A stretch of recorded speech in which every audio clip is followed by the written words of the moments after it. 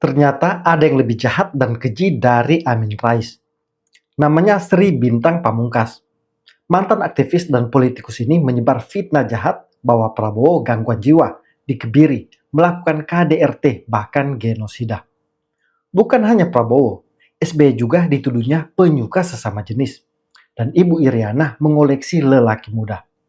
Yang lebih parah, karena dia mengaku ini bukan lagi rumor, tapi sudah kebenaran. Dan yang menarik, pernyataan Sri Bintang ini dipicu pernyataan Amin Rais. Jadi inilah alasan kenapa orang seperti Amin Rais dan Sri Bintang ini wajib dipolisikan. Saya Dira Cakra, selamat datang di Kontra Narasi.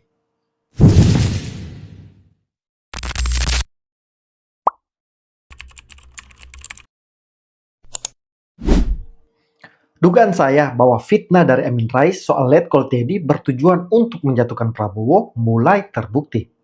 Karena serangan mulai diarahkan untuk meminta Prabowo segera mundur dari kursi presiden.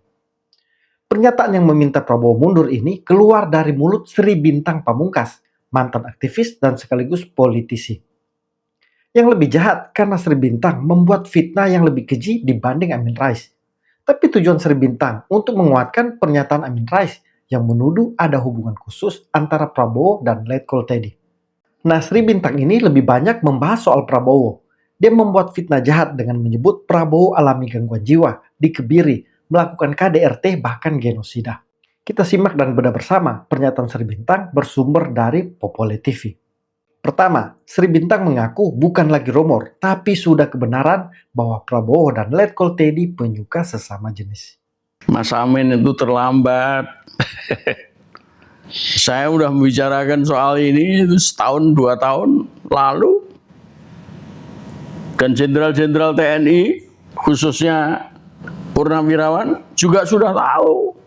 Ya awalnya memang rumor ya. Saya sendiri juga berpikir apakah ini benar ya. Tetapi kalau kemudian melihat rentetan peristiwanya, ya itu benar itu. Memang Teddy baru masuk sekarang, ya kan? Tetapi perilaku menyimpang, Iya. itu udah lama itu. Udah lama terjadi perilaku seksual menyimpang. Nah ini memang mulai terpikir oleh saya itu ketika Pak Harto menyuruh cerai antara Wowo dan Titik. Itu 98 ya. Iya. Ya, kira-kira pasca kerusuhan ya. Iya. Nah, yang menarik lagi, sebelumnya itu sudah muncul berbagai rumor kejadian yang menunjukkan adanya penyimpangan ini. Ya. Tetapi terus terang perilaku seksual menyimpang ini terjadinya setelah Pak Harto menceraikan itu. Saya hubungkan dengan peristiwa-peristiwa sebelumnya. Menurut saya, Sri Bintang ini sudah wajib dipolisikan. Karena dia tidak menduga lagi atau menyebut hanya rumor. Dia sudah menegaskan fitnahnya itu adalah kebenaran. Padahal nanti kalau kita simak, semua fitnahnya itu hanya berdasarkan kata menurut yang saya dengar, menurut teman saya, menurut informasi. Artinya hanya omon-omon, tidak ada bukti nyata. Tapi beraninya Sri Bintang mengklaim bukan lagi rumor, tapi sudah kebenaran. Dia juga menyebut seluruh purnawirawan sudah tahu. Tapi hingga saat ini, saya tidak mendapatkan sumber resmi ada purnawirawan yang menuduh Prabowo gay atau penyuka sesama jenis. Sri Bintang juga menyebut Prabowo tidak waras karena mengalami guncangan jiwa. Bahwa Wowo ini nggak waras, itu sudah saya terangkan. Saya banyak nulis itu, dari sejak bapaknya bergabung dengan PRRI, kemudian mengasingkan diri ke British, ke Inggris, sampai kemudian dipanggil kembali oleh Pak Harto setelah Bung Karno jatuh. Itu semua mengakibatkan goncangan-goncangan jiwa kepada Wowo, termasuk gonjangan jiwa ketika di satu pihak dia ditolong oleh Pak Harto lolos AMN, bahkan kemudian menjadi orang yang kemudian diangkat menjadi Danjen Kopassus, ya, dan Panglima Kostrad. Tetapi di lain pihak Pak Mitro yang sudah jadi menteri 2 kali, menteri perdagangan dan kemudian menteri riset, tetapi mengkritik Pak Harto, pembangunan yang dilakukan oleh Pak Harto dengan mengatakan bahwa 30% dari utang luar negeri menguap di tangan pemerintah. Itu sekitar tahun 94. Ini menurut saya jelas-jelas mengada-ada. Karena salah satu tes capres adalah tes kejiwaan. Dan selama beberapa kali Prabowo ikut kontestasi, sejak bersama Megawati menjadi calon di 2009, selalu tidak ada masalah dalam hal kejiwaan. Padahal kalau memang ada, ini akan menjadi senjata lawan politik untuk menjegal Prabowo. Jadi bagi saya, ini jelas fitnah keji. Sri Bintang juga menuduh Prabowo melakukan KDRT kepada Titik Soeharto. Lalu muncul berita tentang perlakuan kekerasan Dalam rumah tangga. Nah, itu saya mendengar itu. Ya, ketika saya mengkritik Pak Harto tahun 95, melawan tuduhan Pak Harto tahun 95-96 itu, saya mendengar itu. Di KDRT terhadap Titik. Ya, mereka menikah 93. Dia jadi Danjen Kopassus 95. Lalu Panglima Kostrad. Ya. Itu saya sudah mendengar itu. Nah, lalu muncul berita dia ketembak di Timur Timur. Konon pas alat vitalnya. Nah, saya langsung saja menduga bahwa KDRT itu disebabkan karena itu. Tetapi tetap nggak jelas, ya, berupa rumor, isu. Ini juga menurut saya fitnah keji. Karena sumber dari Sri Bintang, coba teman-teman perhatikan. Saya mendengar. Artinya dia tidak melihat langsung, dia hanya dengar dari orang lain. Berarti ini hanya rumor dari orang lain yang belum tentu kebenarannya. Saya juga sudah menelusuri di Google dan ChatGPT, tapi tidak ada informasi yang menunjukkan Prabowo pernah melakukan KDRT. Selanjutnya yang menarik, Sri Bintang menyebut ini bukan lagi masalah pribadi, karena Prabowo sudah menjadi presiden. Dan saya juga tidak mempunyai keinginan untuk mengungkap, ya kan? Karena itu kan lebih soal pribadi, ya. Ya. Tidak tahunya bahwa sekarang jadi presiden. Jadi sudah masalahnya bukan pribadi lagi, ya kan?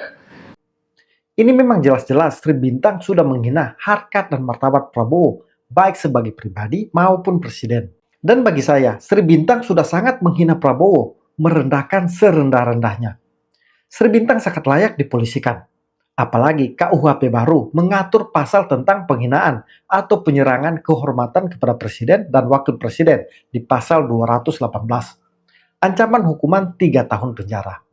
Selanjutnya Sri Bintang menyebut Prabowo melakukan penyiksaan dan genosida. Nah, ketika kemudian saya dijatuhi hukuman penjara dan banding saya ditolak, kasasi saya ditolak, Mei 97 saya masuk Cipinang. Di situ saya ketemu sama Sanana Gusmao dan ya sesama napi, ya, sesama napol, ya. Ya kita suka ketemu. Saya kalau periksa gula darah saya ke rumah sakit selalu melewati rumah tahanannya dia di dalam Cipinang. Jadi kita suka ngobrol. Salah satu yang saya tanyakan adalah tentang penembakan terhadap Prabowo. Dia hanya tersenyum. Dia nggak mau jawab.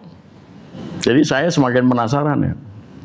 Lalu dari berbagai macam, setelah keluar dari penjara, ya, dari berbagai macam publikasi, ya, antara lain termasuk Google, ya saya coba cari, ya, dan ternyata memang ada semacam tuduhan bahwa Prabowo itu ketika di Timur Timur itu aktif di dalam unit yang dipimpinnya, itu aktif di dalam menyiksa orang-orang Timur Timur, sekalipun sebetulnya kita semua tahu bahwa orang Timur Timur itu adalah orang Indonesia juga.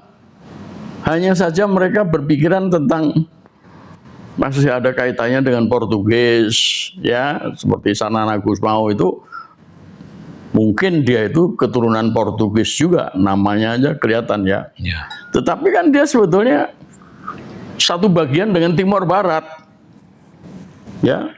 Nah, di situ ada tuduhan tentang genosida terhadap Prabowo, entah 150.000 atau 250.000, di Google masih ada itu, sehingga dia dilarang untuk pergi ke Amerika Serikat. Artinya kalau dia keluar pergi ke Amerika, dia ditangkap. Sama sebetulnya tuduhan terhadap Wiranto juga begitu, karena Wiranto pada waktu itu adalah Panglima TNI dan sekaligus Menteri Pertahanan, Panglima ABRI. Panglima ABRI. Ya. Jadi kejadian-kejadian itulah yang mengakibatkan dia berperilaku menyimpang, kacau, ya. Yang lucu coba lihat, sumbernya katanya dari Google. Tapi setelah saya cari di Google, tidak ada informasi yang menyebutkan Prabowo melakukan penyiksaan, apalagi genosida. Jadi fix, ini juga fitnah keji yang dimainkan Sri Bintang. Dan katanya Prabowo akan ditangkap jika ke Amerika. Buktinya tidak, Prabowo sudah beberapa kali ke Amerika, bahkan bertemu langsung dengan Trump. Selanjutnya Sri Bintang mengatakan Prabowo ditangkap dan dikebiri. Nah, kalau betul alat vitalnya itu yang kena, itu ya itu tadi KDRT. Terus ya akhirnya cerai dan kemudian seperti yang diberitakan oleh Amin Rais. Ya, nah ada seorang jenderal yang mengatakan tidak mungkin dia itu ketembak. Kalau dia sampai ketembak, itu komandannya pasti dipecat sama Soeharto. Seorang jenderal Kopassus juga mengatakan begitu. Sampai kemudian saya ketemu dengan seorang perempuan, istri jenderal polisi, yang mengatakan memang nggak ketembak, tetapi dia ditangkap dan dikebiri. Nah, masih saja berita ini menjadi terkait dengan perilaku KDRT maupun perilaku penyimpangan seksual. Dan kemudian setelah cerai, dicerai oleh Pak Harto, karena Pak Harto yang mengawinkan. Dia berangkat ke Yordan, sampai kemudian pulang ketika ada Pilpres ya. Sebelum itu dia udah pulang, dia mendirikan Gerindra. Gerindra dulu ya, mendirikan Gerindra. Lalu ikut Pilpres Bersama Megawati. Dia cawapresnya. Ya. Ini lucu, informasinya dari seorang perempuan, istri jenderal polisi. Jadi bukan jenderal TNI, sekarang jenderal polisi yang dicatut, yang mengatakan Prabowo ditangkap dan dikebiri. Ini juga tidak kalah halunya. Pertama, apakah istri jenderal polisi itu melihat kejadian penangkapan Prabowo? Yang lucu karena Sri Bintang mendasarkan fitnahnya hanya berdasar dari kata orang. Sri Bintang juga menuduh Prabowo mengoleksi cowok-cowok ganteng di Hambalang dan melakukan perilaku menyimpang. Nah itu lalu punya Hambalang. Nah cerita-cerita tentang Hambalang itu juga udah lama saya dengar. Ada yang mengatakan bahwa di Hambalang itu isinya adalah cowok-cowok ganteng. Dia menyebutkan cewek ya, cowok-cowok ganteng. Bahkan ada yang mengatakan bahwa tiap cowok itu, ini informasi yang lain, cowok-cowok itu mempunyai kamar sendiri-sendiri. Ya ketika saya mendapat cerita ini, dan hadir beberapa jenderal purnawirawan, yang terpikir oleh saya, ya sudah terjadi perilaku menyimpang. yang rentetannya adalah itu tadi. Sejak kecil dia itu memang sudah mendapat gempuran-gempuran ya, Secara psikologis ya. psikologis ya, yang kemudian mengakibatkan guncangan jiwa, megalomania, pengen macam-macam, menjadi presiden. Yang lucu sumbernya hanya berdasarkan dari cerita yang saya dengar. Kok berani sekali Sri Bintang ini sudah menyebar fitnah hanya berdasarkan cerita yang tidak jelas, yang memframing seolah-olah itu sudah kebenaran. Apalagi di awal tadi, dia mengaku bukan lagi rumor, tapi sudah kebenaran. Kebenaran kok sumbernya dari cerita-cerita. Gimana sih Sri Bintang ini? Pernah jadi dosen, tapi narasinya kacau dan penuh fitnah. Selanjutnya yang aneh, Sri Bintang mengaku awalnya tidak mau bicara karena tidak punya bukti. Tapi kini dia bicara ke publik. Jadi memang kemudian ya apa yang disampaikan oleh Amin Rais itu bagi saya bukan hal baru.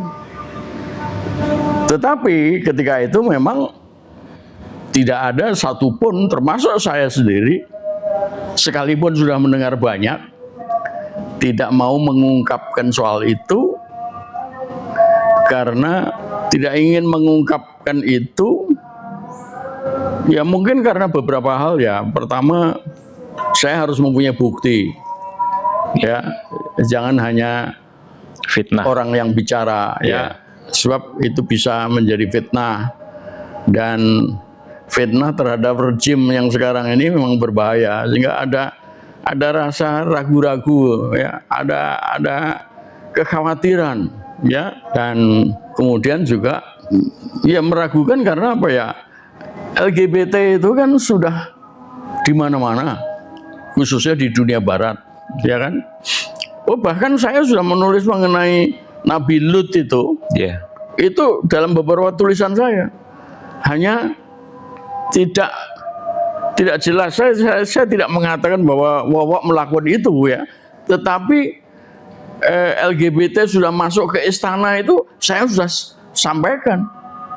Maksud saya adalah ya Wawak sama Teddy dan yang lain-lain. Di sini sebenarnya Sri Bintang sudah menghancurkan narasi fitnahnya sendiri. Bahwa dia sendiri tidak punya bukti, yang hanya mendengar rumor yang tidak jelas sumbernya. Karena isu-isu ini ternyata hanya diamplifikasi di kalangan pembenci Prabowo dan Jokowi. Saya menduga Sri Bintang ini menjadi salah satu sumbernya Amin Rais. Karena nyatanya Amin Rais juga mengaku hanya mendengar dari orang lain, bahkan sumbernya medsos. Selanjutnya Sri Bintang seperti menyanjung Amin Rais sebagai ahli agama dan mengaitkan dengan Quran dan ajaran Islam. Jadi kalau seorang ahli agama ya, seperti Amin Rais ya, Amin Rais itu kan ahli agama tuh. Ya, memang pengkhianatannya terhadap Undang-Undang Dasar 45 tetap eksis, ya, nggak bisa dihapus itu. Ya, mengubah UUD 45 dan menghilangkan Pancasila, ya, itu nggak bisa dihapus ya. Tetapi dia tetap orang Muhammadiyah, tetap Haji Muhammad Amin Rais, ya kan? Ya, dan ini, oh ya tadi. Kalau saya mengatakan soal Nabi Lut, soal azab dari Allah Subhanahu Wa Taala, itu memang sudah saya sampaikan ya. Tetapi saya nggak terang-terangan mengatakan Wawak dan boyfriendsnya itu melakukan itu ya. Itu karena saya bukan ahli agama. Meskipun perasaan agamawi saya itu cukup besar. Ini pasti salah, orang itu ditulis di dalam Al-Quran kok. Dan firman Allah mengatakan, Muhammad, kau tidak pernah tahu soal ini karena kau tidak hidup pada masa lalu. Ya, oleh karena itu saya ceritakan. Jadi cerita tentang Nabi Lut itu, yang kalau saya tidak keliru ya, itu sejaman dengan Nabi Ibrahim. Karena malaikat itu datang ke Nabi Ibrahim dulu, dan kemudian memberitahu Ibrahim bahwa saya mau ke tempatnya Lut, malaikat-malaikat itu. Dan Nabi Lut diberi peringatan agar subuh berangkat, ya, karena ini perilaku LGBT ini di zaman itu ya, itu akan ditimpa dengan hukuman, dan ternyata batu-batu itu berjatuhan dari langit menghukum mereka. Itulah azab daripada Allah. Nah, saya hanya tahu membaca Al-Quran ya, tetapi saya bukan ahli agama. Itu yang membuat saya menjadi tidak berani menyampaikan secara terang-terangan. Tetapi berita-berita itu kita udah terima setahun 2 tahun yang lalu, udah kita diskusikan bersama di markas kita. Jadi kelihatan Sri Bintang dan Amin Rais ini memang sefrekuensi, sehingga narasi dari Sri Bintang ini memang bertujuan untuk menguatkan Amin Rais. Jadi semakin mempertegas bahwa mainan isu ini diproduksi mereka dan disebarkan di kalangan mereka dengan mengait-ngaitkan dengan agama, agar pendukungnya yang mabuk agama makin membenci Prabowo. Yang lucu, Sri Bintang mengutip pernyataan hoaks Amin Rais soal Titik Soeharto bernyanyi yang menyinggung Prabowo. Ya, baguslah kalau Amin Rais mengatakan begitu. Bahkan Amin Rais jelas-jelas ya mengatakan 2 hal yang lebih spesifik ya, yaitu pertama azab dari Allah ya, zamannya Nabi Lut ya. Kemudian yang kedua adalah bahwa Titik Soeharto itu mengarang lagu atau apa ya, tapi liriknya itu adalah tentang cinta segitiga atau cinta terlarang ya? Cinta segitiga. Cinta segitiga ya, segitiga itu yang dimaksud 3 itu apa? Titik, Prabowo, Teddy sama Bobo. ya, Ya, mungkin begitu ya. Sebab ya. lirik selanjutnya mengatakan bahwa kau meninggalkan aku dengan memilih Teddy gitu kan? ya, Ya. Ini tetapi sebetulnya bukan cinta segitiga. Dibanding dengan apa yang saya dengar dari orang-orang lain, itu mungkin segi 5. Ya, tetapi minus titik. iya, Segi 5 minus titik. Dan itu tiba-tiba muncul juga gambar bagaimana 4 orang termasuk Teddy ini berpelukan dengan Bowo. iya. Padahal sudah jelas Titik Soeharto tidak pernah bernyanyi seperti itu. Itu hanya AI yang bertujuan untuk menyindir Prabowo dan Teddy. Tapi aneh, itu dijadikan sumber utama oleh Amin Rais dan juga Sri Bintang. Jadi kelihatan Sri Bintang dan Amin Rais ini memang gaptek, sehingga gampang dibodohi konten hoaks yang dibuat dari AI. Selanjutnya, Sri Bintang menegaskan Prabowo gay dan meminta Prabowo dipecat, bukan hanya Teddy. Ya, jadi yang berikutnya dari Amin ya, bukan 2 tapi 3 nih. Yang ketiga itu dia mengatakan Teddy itu gay. Iya. Saya mencoba membuka-buka ini Teddy itu siapa sebetulnya ya. Ternyata dia pernah menikah, tapi belum sampai 1 tahun udah cerai. Nah, jadi kalau mungkin cerainya itu karena gay tadi itu, ya. Nah, menurut saya nggak mungkin gay itu 1 orang ya. Pasangannya pasti gay juga. Artinya apa? Bowo itu gay juga. Nah, ini yang tidak dijelaskan oleh Amin. Jadi menurut saya itu. Nah, tentang LGBT itu, sepanjang yang saya pernah ketahui, itu ada sejumlah guru besar dari IPB, Institut Pertanian Bogor, yang menyampaikan gugatan kepada Mahkamah Konstitusi. Tapi gugatan ini agak menarik ya. Saya lupa pasalnya di dalam KUHP. Kalau nggak salah itu pasal tentang pemerkosaan.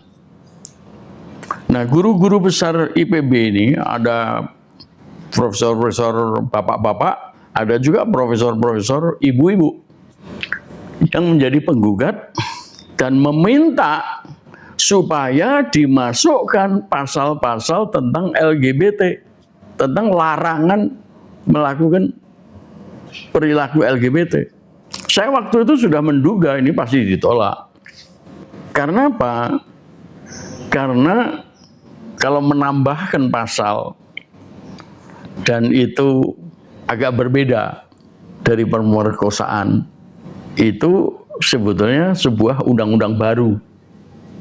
Dan itu adalah kewajibannya DPR untuk merancang undang-undang baru. Nah, yang saya kemudian tidak ketahui, apakah para profesor IPB ini mendatangi DPR apa enggak? Setelah gugatannya kepada Mahkamah Konstitusi ditolak. Itu ada di Indonesia Lawyers Club-nya si Karni Ilyas. siapa? Karni Ilyas. Oh, Karni Ilyas dari TV One ya. Ya, TV One. Nah, itu pernah dibahas di situ. Nah, jadi kalau sekiranya undang-undang LGBT ini muncul, masih menjadi pertanyaan, apakah itu berlaku, larangan itu berlaku untuk setiap orang atau orang-orang selain presiden gitu, ya kan, selain menteri gitu, ya. Kalau waktu itu goal, ya artinya tuntutan kepada DPR untuk membuat undang-undang tentang larangan LGBT, Prabowo kena itu. Tapi tanpa itu pun sebetulnya bisa kena, ya. Ya. Ini dari mana? Dari Undang-Undang Dasar kita, ya. Sekalipun Pancasila seakan-akan dihilangkan, ya, atau tidak mendapat perhatian dengan baik dan benar oleh rejim yang sekarang, yaitu rejim Undang-Undang Dasar palsu, ya kan? Tetapi pasal 29 ayat 1 itu masih ada yang mengatakan bahwa dasar negara adalah ketuhanan yang Maha Esa. Dengan satu kalimat dasar negara ketuhanan yang Maha Esa itu udah merupakan suatu pengakuan terhadap Al-Quran. Sekalipun ya orang bisa saja mengatakan negara kita bukan negara Islam, ya, memang tidak dinyatakan seperti itu, tetapi dengan dasar pasal 29 ayat 1 itu udah jelas itu, di mana hukum Allah itu berlaku. Nah sekarang apakah dengan tuntutan Amin Rais itu Teddy dipecat, ya kurang adil. Jadi ya Teddy ya Wowo, ya semua yang terlibat. Bahkan saya pernah menulis bahwa LGBT itu udah masuk istana. Artinya apa? Yang melakukan perilaku itu tidak hanya presiden dan Teddy, yang lain-lain begitu juga. Ini juga pernyataan offside fatal dari Sri Bintang. Amin Rais kelihatan masih takut menyebut terang-terangan Prabowo gay. Tapi Sri Bintang ini sudah terang benderang. Jadi dia sudah jelas-jelas menyebar fitnah keji ke Prabowo. Yang mengejutkan, Sri Bintang juga menuduh SBY melakukan hubungan seksual dengan sesama jenis. Dan kejinya, dia mengaitkan dengan kematian Bu Ani. Terus terang saya tiba-tiba teringat ya. Anda tahu nggak Nasaruddin? Bendahara Demokrat. Nah, di situ Nasaruddin kemudian melarikan diri, berusaha melarikan diri keluar Indonesia, ya, tetapi sambil mengumpat bahwa dia telah mendapat perlakuan yang nggak benar dari SBY, ya kan? Iya. Nah, ketika dia sampai di Singapura, ingin melanjutkan ke Kolombia, larinya ke Kolombia dia. Iya. Bahkan kemudian ditangkapnya di sana. Iya. Nah, di dalam perjalanan itu ada teman saya yang mengatakan dia mendapat SMS dari Nasaruddin. Apa bunyian SMS itu? Itu disampaikan kepada saya. Kurang lebih ya, saya membacanya itu. Nasaruddin mengatakan akan saya bongkar berbagai hal yang nggak benar, Penyimpangan ya. kerusakan-kerusakan yang terjadi di seputar SBY. Nah, ini yang menarik, bahwa SBY telah melakukan perbuatan seks sesama jenis. Jadi hal-hal yang begini ini udah terjadi di zamannya SBY. Nah, saya tidak tahu apakah meninggalnya Bu Ani itu karena itu atau karena yang lain. Ya, tetapi itu ada disebutkan itu.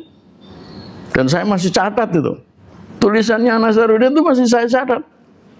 Jadi beginilah Republik Indonesia itu setelah Undang-Undang Dasar 45 asli dan Pancasila itu tercerabut dari NKRI, dari cita-cita proklamasi. Jadi pejabat-pejabat ini udah rusak. Kebetulan aja Prabowo yang kena. Ya kan? Ya. Menurut saya, dengan pernyataan ini, Pak SBY dan Demokrat sudah layak melakukan langkah hukum untuk Sri Bintang, karena ini jelas-jelas fitnah keji. Bukan hanya Prabowo dan SBY, Ibu Iriana juga turut difitnah. Menurut Sri Bintang, Ibu Iriana mengoleksi cowok-cowok muda. Di zamannya Jokowi juga begitu. Bahkan ada yang mengatakan, ya ini sebagai tambahan aja, tambahan terhadap omongannya Amin Rais ya. Iriana juga punya cowok-cowok. Itu yang saya dengar. Ya, itu seksnya masih normal. Ya, normal dari sisi mana ya?